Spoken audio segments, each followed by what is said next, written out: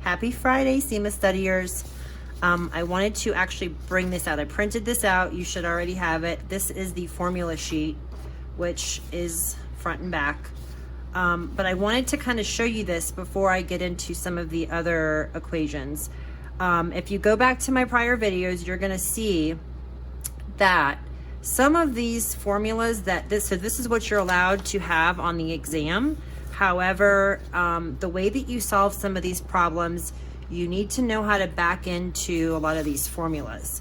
So that is the name of the game with this exam. It's a pretty tough exam if you're not prepared. So leading into my discussion for tonight is convertible bonds. So as you can see on the formula sheet, we don't have any formulas for convertible bonds, so you have to know it. These are given, these you're gonna have to memorize. So please go back to my other videos and you'll see some other helpful tips on some other formulas. However, so this convertible bonds, you will have to know, and you'll be tested on the conversion ratio, the conversion price, conversion value, and this was a little tough for me to understand at first, but it's called the conversion premium. So I want to go over this in a little bit more detail, but first, just so you can read my writing here, this says the number of shares per bond divided by the conversion price, which is also the par value. So, or wait, let me see here. Let's look at this one. I wrote this out over here. Hold on one second. Let's do this. Okay. So I think I wrote this earlier and I have been, anyways. Okay, so par value. So if it's not given, you know, the par value of a bond is $1,000, right?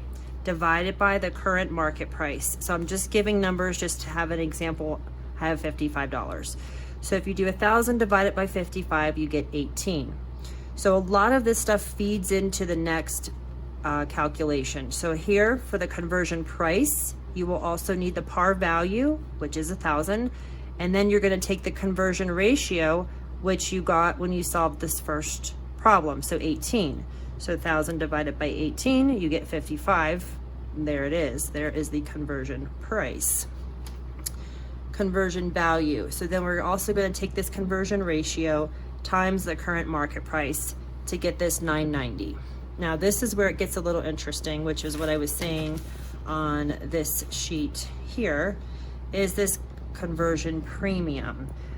So in order to solve this, you're going to get the current market bond price. So the current price of the bond, now it's minus the conversion value or the straight bond value, whichever is more.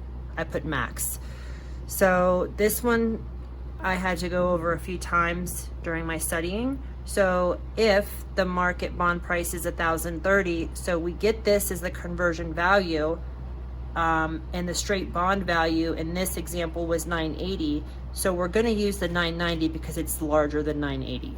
So then we take the 1,030 minus the 990 to get your conversion premium.